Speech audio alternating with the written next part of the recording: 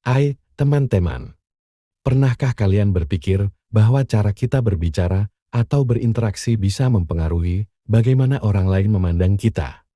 Nah, dalam video kali ini, kita akan membahas tentang peran komunikasi dalam pembentukan persepsi. Yuk, kita cari tahu lebih lanjut.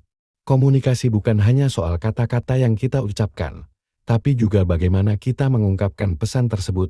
Contoh sederhana, coba bayangkan saat kamu berbicara dengan seseorang. Jika kamu menyampaikan pesan dengan percaya diri dan ekspresi wajah yang positif, orang lain akan menangkapnya dengan cara yang berbeda dibandingkan jika kamu berbicara dengan nada suara rendah atau terlihat ragu. Jadi, selain kata-kata, ekspresi wajah kita juga sangat penting. Misalnya, ketika kamu tersenyum saat berbicara, orang yang mendengarkan akan merasa lebih nyaman dan positif terhadap mood itu, karena senyum bisa membuat orang lain merasa dihargai dan diterima.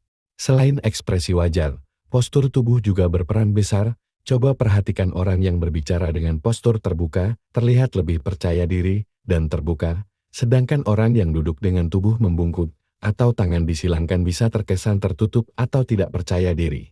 Agar komunikasi kita efektif, ada beberapa hal yang bisa kamu coba. Pertama, berbicara dengan suara yang jelas dan tegas. Kedua, jangan lupa jaga kontak mata tapi jangan terlalu menatap, cukup sesekali. Ini menunjukkan kepercayaan diri dan rasa hormat pada orang yang kita ajak bicara.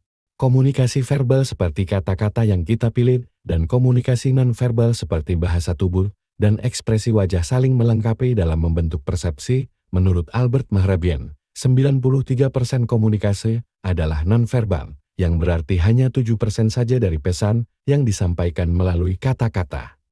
Ini menjelaskan betapa kuatnya peran komunikasi nonverbal dalam membentuk persepsi orang terhadap kita. Jadi, bagaimana kita bisa memanfaatkan pengetahuan ini dalam kehidupan sehari-hari?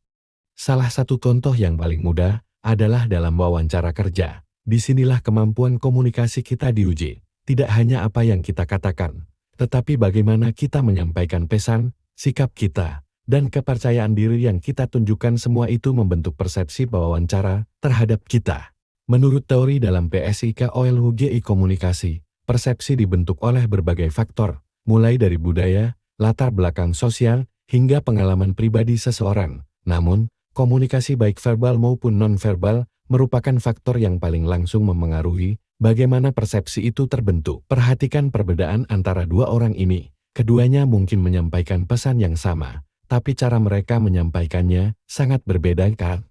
Orang pertama berbicara dengan percaya diri, gestur terbuka, dan ekspresi wajah yang ramah, sementara orang kedua terlihat cemas, tubuhnya tertutup, dan suaranya tidak begitu jelas. Ini bisa memengaruhi bagaimana pesan mereka diterima, bukan hanya dari kata-katanya, tetapi juga dari bagaimana orang lain merasakan apa yang mereka sampaikan.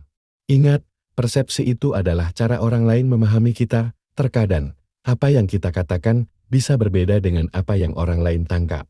Karena komunikasi nonverbal kita seperti cara kita berdiri, sikap tubuh, dan intonasi bisa lebih kuat daripada kata-kata. Misalnya, jika kamu mengatakan saya baik-baik saja, tapi suara kamu lemah dan tubuh terkulai, orang lain mungkin merasa ada yang tidak beres, bahkan jika kata-katamu positif.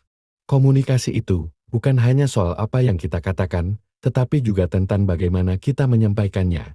Jadi, mulai dari sekarang, coba perhatikan bagaimana cara kamu berkomunikasi, baik melalui kata-kata maupun tubuhmu. Ingat, persepsi yang baik dimulai dari komunikasi yang baik. Intinya, komunikasi itu lebih dari sekadar kata-kata. Dengan memperhatikan ekspresi wajah, bahasa tubuh, dan cara kita berbicara, kita bisa membentuk persepsi yang lebih positif di mata orang lain. Jadi, ayo mulai perhatikan cara kita berkomunikasi, karena itu bisa membuat perbedaan besar. Terima kasih sudah menonton, semoga bermanfaat, dan sampai jumpa di video berikutnya.